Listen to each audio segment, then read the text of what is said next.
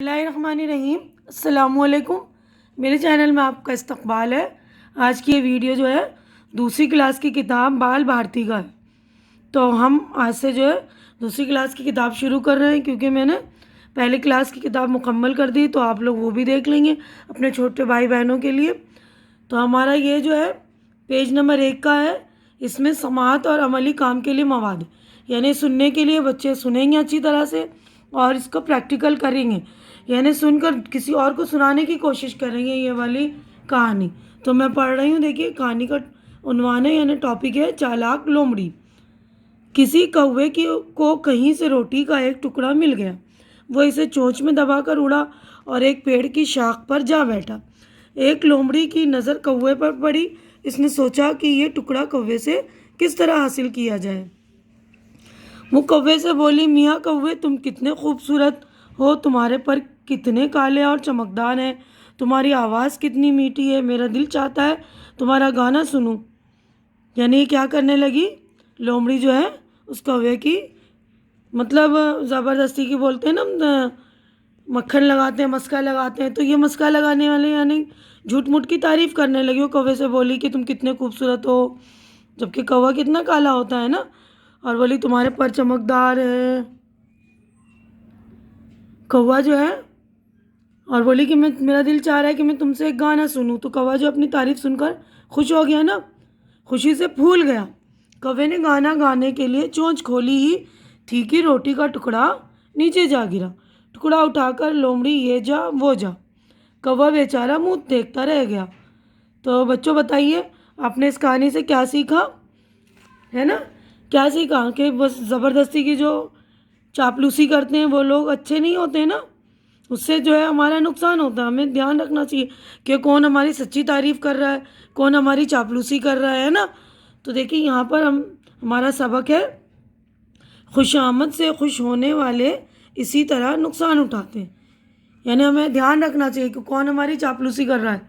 हमें खुद भी इस बात का एहसास होना चाहिए ना कि हम किस काबिल हैं, कि ज़बरदस्ती की खुशामद कौन कर रहा है। इस तरह देखिए कौवे ने नुकसान उठाया ना, अपनी रोटी का टुकड़ा भी जो गिरा दिया उसने ज़बरदस्ती के लिए। देखिए पेज नंबर 1 पर ये कहानी यहीं पर मुकम्मल हो गई। हम अगले सफ़े पर अब चल रहे हैं।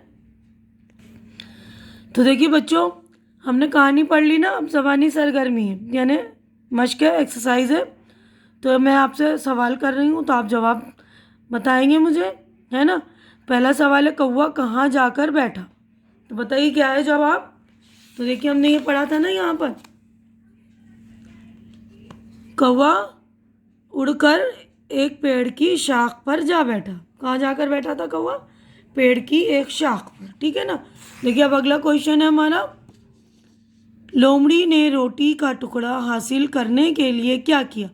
ये देखिए हमारा ये ज़बानी सरगर्मी, हमें लिखना रिटर्न में काम नहीं है, इसमें सिर्फ आपको जवाब देना है हमें ज़बानी तौर पर। तो कौवे लोमड़ी ने रोटी का टुकड़ा हासिल करने के लिए क्या किया था? कौवे ने रोटी का टुकड़ा हासिल करने के लिए कौवे की जो है झूठ मूठ की चापलूसी करनी शुरू करी है ना, झूठ मूठ की तारीफ शुरू कर दी, ठीक है ना। अब अगला क्वेश्चन हमारा है, लोमड़ी ने कौवे की तारीफ किस तरह की थी? उसने ये बोला था ना कि आपके पंख कितने सुंदर हैं, खूबसूरत हैं, चमकदार हैं, आप कितने अच्छे लग रहे हैं और आपकी आवाज़ भी बहुत खूबसूरत है, मेरा दिल चाह रहा है कि मैं आपसे गाना सुनूँ, है ना।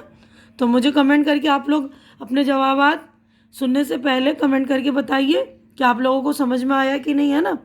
चौथा क्वेश्चन है, लोमड़ी से अपनी तारीफ सुनकर कौवे पर क्या असर हुआ? लोमड़ी से अपनी तारीफ सुनकर कौवा जो है उसने गाने के लिए अपना मुंह खोला, है ना, और जो ही मुंह खोला क्या हुआ? रोटी का टुकड़ा गिर गया। पांचवा, कौवा क्यों मुंह देखता रह गया? क्योंकि रोटी का टुकड़ा जो मुंह से गिर गया था और लोमड़ी उसको लेकर भाग गई थी, है ना। छठा सवाल, इस कहानी का अंजाम बताओ।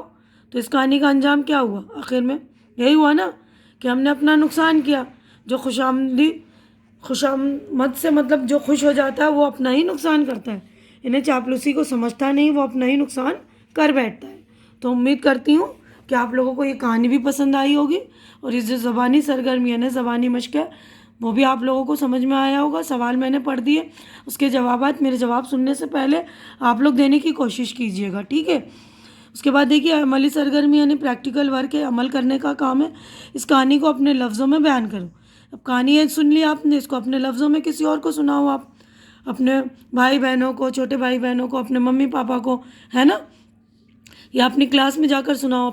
आजकल तो लॉकडाउन चल रहा है ना, तो लॉकडाउन में नहीं सुना सकते, लेकिन जब क्लासें लगेंगी तो जाकर अपनी क्लास में सुनाओ बच्चों को, अपने टीचर को। अब अगला को ये देखिए, चालाकी पर कोई दूसरी कहानी तलाश करके पढ़ो और सुनाओ। तो चालाकी पर एक कहानी है ना, और इस तरह की और एक कहानी भी है, तो उसको भी आप पढ़िए, सुनिए और अपनी क्लास में सुनाइए, अपने भाई बहनों को सुनाइए, अपने अम्मी अब्बू को सुनाइए। उम्मीद करती हूँ कि मेरी वीडियो पसंद आ रही होगी, आप लोगों को पसंद आई है तो ज़्यादा से ज़्यादा लाइक कीजिए, शेयर कीजिए और मेरा चैनल सब्सक्राइब करके मेरी हौसला अफजाई कीजिए। हमारी अगली मुलाकात जो अगली वीडियो में होगी, तब तक के लिए अल्लाह हाफिज़।